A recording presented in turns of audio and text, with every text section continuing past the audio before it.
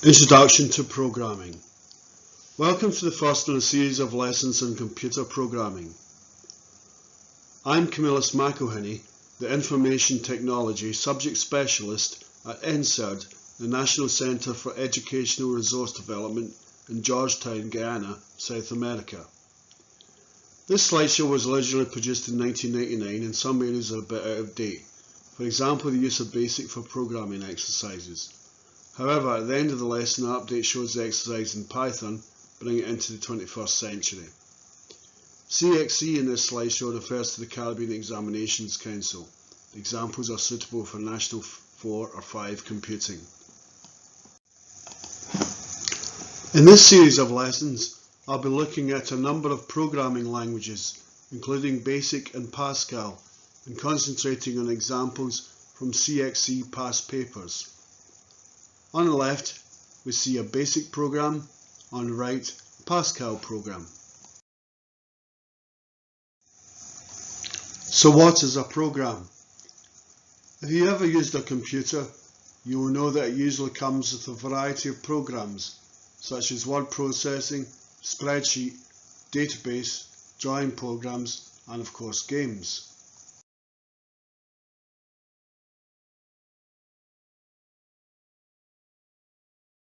Avoiding viruses and virus hoaxes. Sadly, another type of program is the computer virus. These are malicious programs written by sometimes very capable programmers with a deep understanding of the computer at a machine level, which can damage your computer, causing it to run very slowly or steal your personal data. The best way to protect against computer viruses or malware is to buy virus scanner software, another type of program which scans your computer, disk and memory for viruses and removes them. Examples are McAfee, Norton, Kaspersky. In the computer lab, a simple precaution you can take is not allow memory USB sticks to be taken into the lab. You also have to be aware of virus hoaxes. These are not programs at all, but merely rumours spread, usually over the internet. These are often perpetrated by disgruntled ex-employees who want to give a company a bad name without going to the trouble of writing a virus program. You can get a list of viruses at Symantec.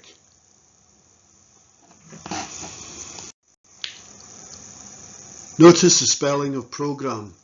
This is American spelling, but has come to be accepted in English as signifying a computer program rather than a television program or a program of events. A program is just a list of instructions which can make the computer perform a particular task. One program may be to do word processing, one to draw a picture, a calculator, another to play a game. In fact, the point of the computer is that it is a programmable machine.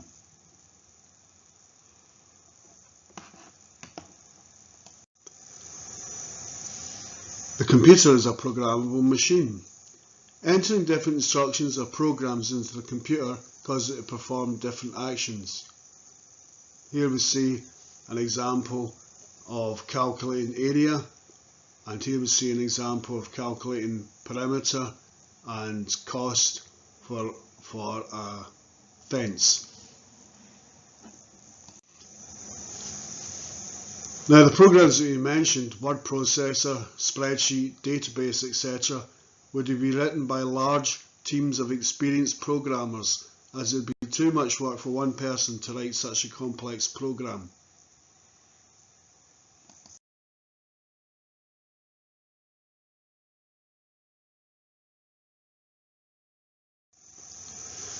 Every programmer has to start with simple programs. First of all, let's look at a very simple program in a basic programming language to calculate the area A of a rectangle given the length L and the breadth B. On the right you see the basic program. Input, open quotes, length, close quotes, comma L, input breadth, comma B, A equals L times B, print area equals A.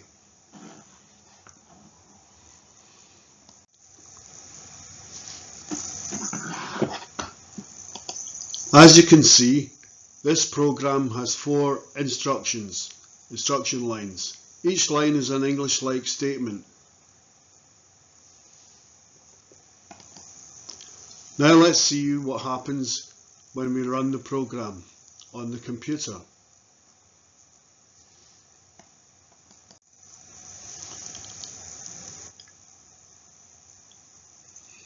As you see, the computer displays the prompt length, which was in the input statement, and then waits for you to type in or input a value.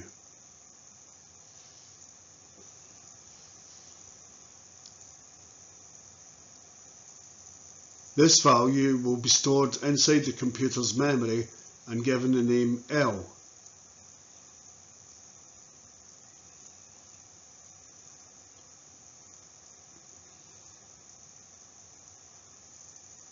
Let's type in 5.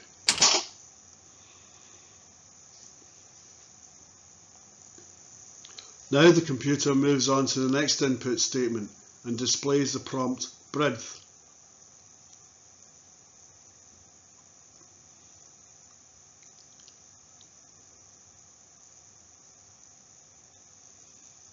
Let's try 12.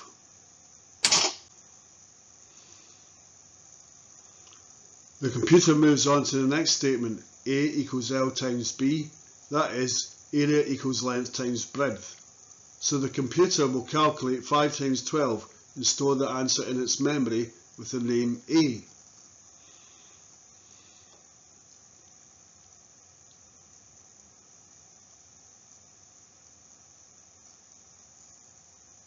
Notice the computer uses a star or asterisk to mean times. If we had A equals L x B, the computer would think x was a variable. The computer then uses a print statement to display the message area equals and then to display the value for the name A. So you see it displays 60, which is of course 5 times 12.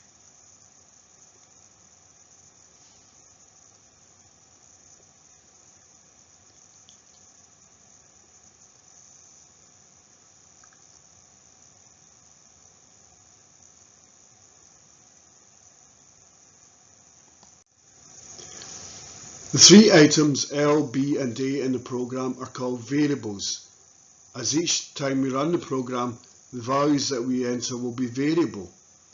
If you like, you can run the program again using different values for the length and breadth. Let's try running the program with 10.5 for the length and 16.7 for the breadth.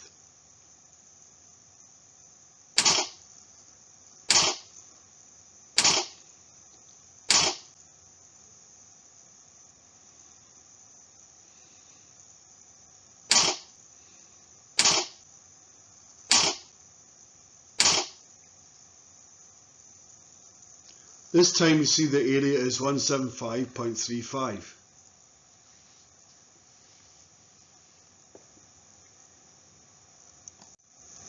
Of course, this is quite a simple example, and you may think that you could have done the calculation much more easily with a calculator or even a bit of paper and a pencil. But when we're learning to program, we have to go quite slowly, as there's a lot of new ideas to learn.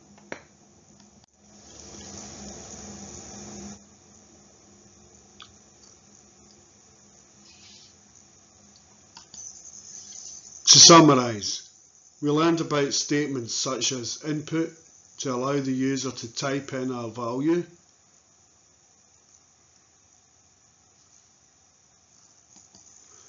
variables such as L, B and A, calculations using variables, the star or asterisk is used for multiplication, the print statement to display an answer on the screen, not on a printer as you may expect. We can now look at another example based on what we've learned so far. Montpassard has a shop which sells fencing. Customers come in with the measurements of fields or yards, and he has to calculate the total length of fencing and the total price, depending on the price per metre of the type of fencing chosen. Here's a program he could use to help him do the calculation. Input, quotes, length of field, close quotes L. Input, width of field, W. Input, price per metre, P. C equals P times 2 times L, brackets L plus W, close brackets. Print, cost equals C. This time there are 3 input variables: length, L, width, W, and price per metre, P.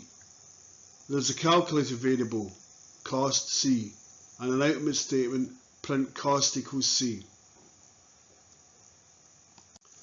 So say a customer has a field which is 50 metres by 40 metres and he wants to buy fencing which costs Guyana $800 per metre.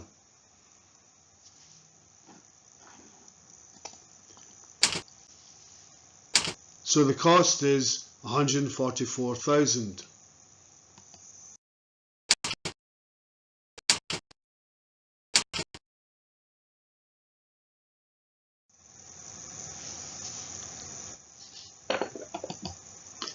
Before continuing on to more specific examples, let's look at a brief history of programming and how different programming languages developed.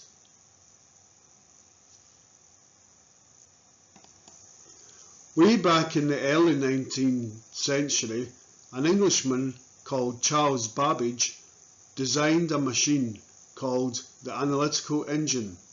In many ways, this was a forerunner of the modern computer, as it could do different calculations depending on what data was fed into it. Babbage's friend Ada Lovelace came up with the idea of programming the engine by giving the machine different written instructions. It could perform different tasks. In the earliest computers, developed towards the end of the Second World War and into the early 1950s, the process of programming a computer was a very tedious task. In those days, programming was very much both a manual and a mental task. Once the programmer had worked out the program, a bank of switches or dials had to be set to represent the program.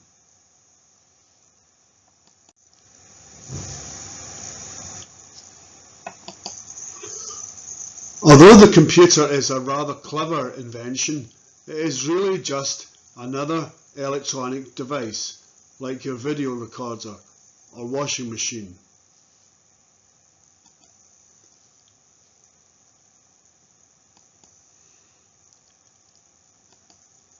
Of course, the big difference is the computer's programmability.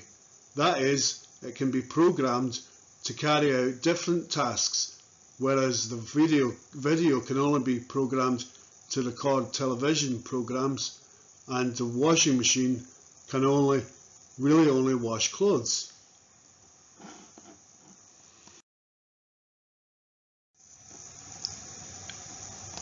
Yes, the computer is a clever invention, but in essence it's just a mass of electronic switches which can be on or off.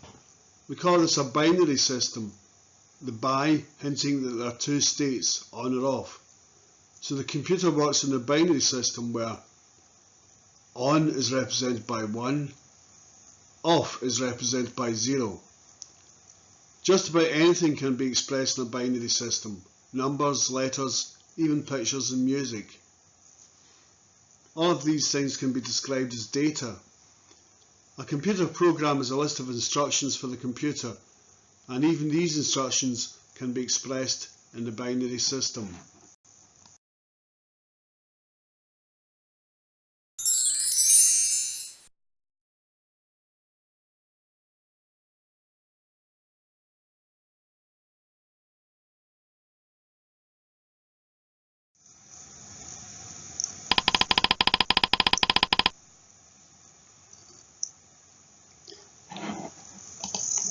In the earliest computers, the program would have to be translated by hand into binary, and then the computer would be programmed by setting all the switches to match the binary patterns.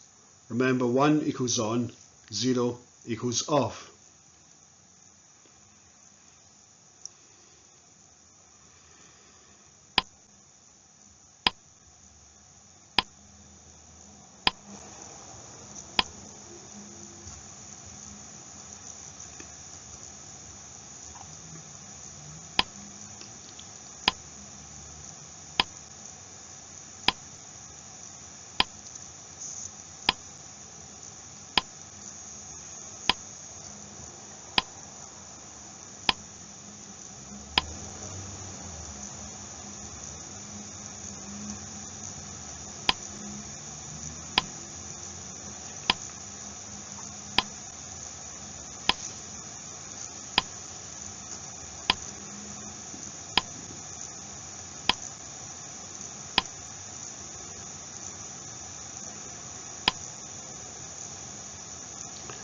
The operator would then throw the master switch and hope that all the switches had been put in the right position. For the early programmers, programming could be a very tedious and frustrating task, so they set about finding a way to try to make it simpler and less error-prone. They came up with assembly language, where the computer could read in a card with instructions punched in. To do this, they wrote a program called an assembler, which gave the computer the instructions to read in the assembly language and convert it into the necessary binary signals.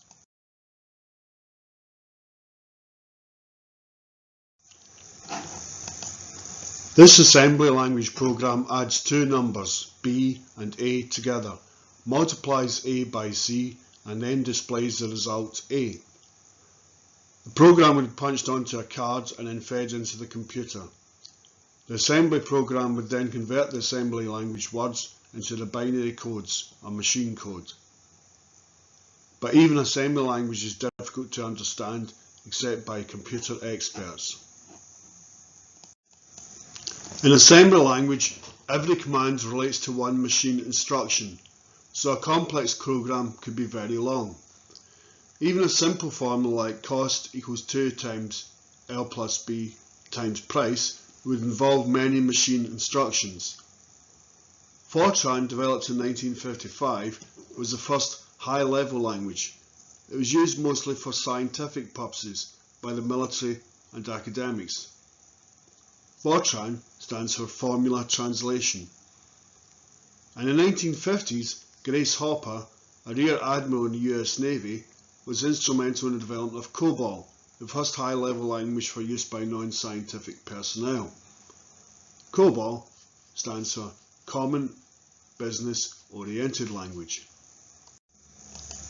Now let's look at a couple of programs, examples taken from CXC past papers. Write a structured algorithm to read in two numbers and print the higher value. Input number 1, input number 2. If number 1 is greater than number 2, then print number 1. Else, print number 2. End if. This is the algorithm written out in the basic language. For the exam, it would be perfectly acceptable to write greater than rather than using the greater than symbol.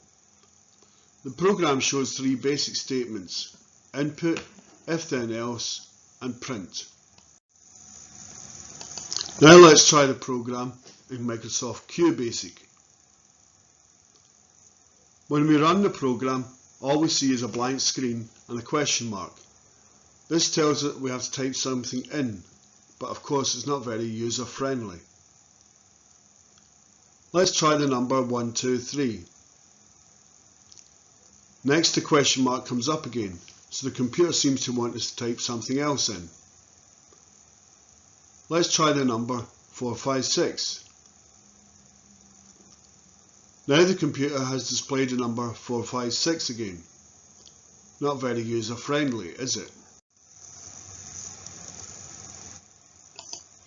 If we look back at the program, we can see that it printed out the second number, which is what we expect, as the second number was the larger of the two numbers. But a user-friendly program would tell us what it wanted us to type in and explain what results were displayed. Here is a user-friendly version of the program showing the prompts for number 1 and number 2 and the text largest equals to describe the output. Running the program, we can see that we have a helpful prompt. The computer wants to type in the first number. Let's try 321. Now our program tells us to type in a second number. Let's try 99. And now when we press the enter key, we see the answer, but this time with a helpful description. Largest equals 321. So, although the answer on the left is sufficient for the CXC question, an actual program would require prompts to make it user-friendly.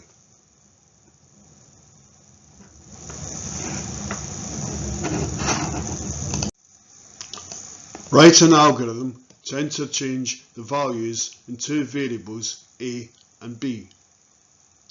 Input A, input B, A equals B, B equals A. Looks okay? A common mistake in this example is to forget to store the value of A before swapping B with A. This simple example illustrates how a trace table can be very useful. Say we trace the program with 5 for A and 3 for B.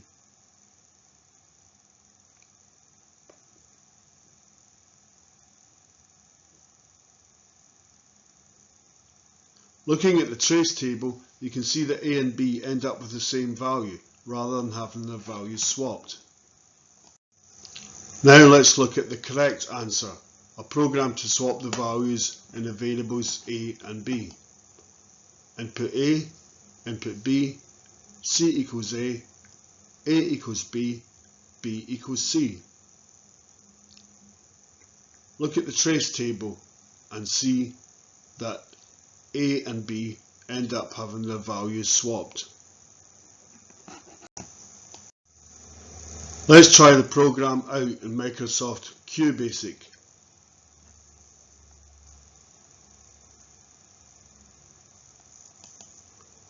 As we see, the program is not at all user-friendly. It didn't even display the results. You will notice that the program has no user-friendly prompts and has no output statements, so the program won't even display its results. Here's a user-friendly version of the program. Input enter A, input enter B, B, C equals A equals B, B equals C, print swapped, print, now A equals A, print, now B equals B.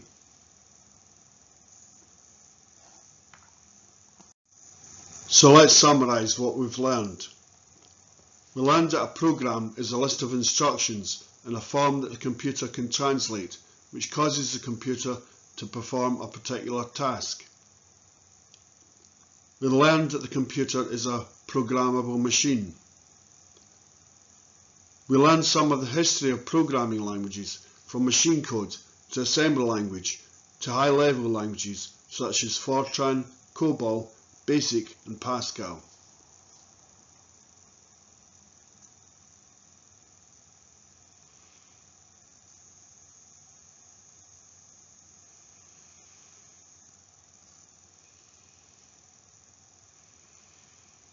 We learned some programming instructions in the computer language BASIC. We learned that programs can be made more user-friendly by including helpful prompts. We learned how a trace table helps to check the program design.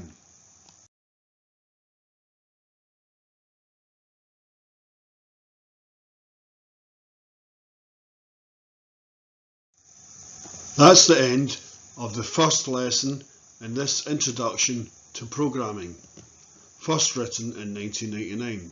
But before we go, let's bring the lesson a bit more up to date by showing the examples in a more modern language, Python.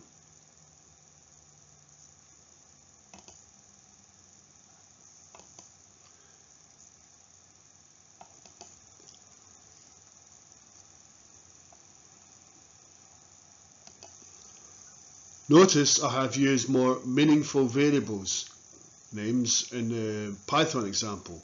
Notice also that the Python program requires you to specify the type of the variable, in this case floating point, can be known as real or double in other languages. Means the program is expecting the values typed in to be numbers and may include numbers with a part after the decimal point.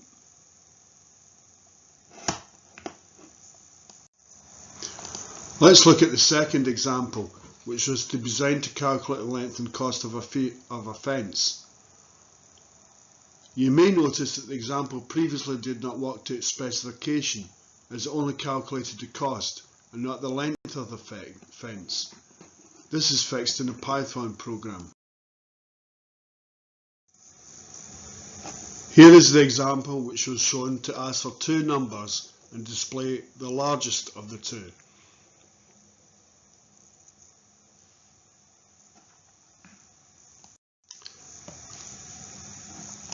And that brings us to the end of Lesson 1, Introduction to Programming. See the next lesson for an introduction to looping in programming. Looping is one of the most useful features of programming, as one of the reasons for using computers is that they can perform repetitive tasks very quickly. These are implemented using loops. See you next lesson. Thanks for watching. You've been listening to Camillus McElhinney.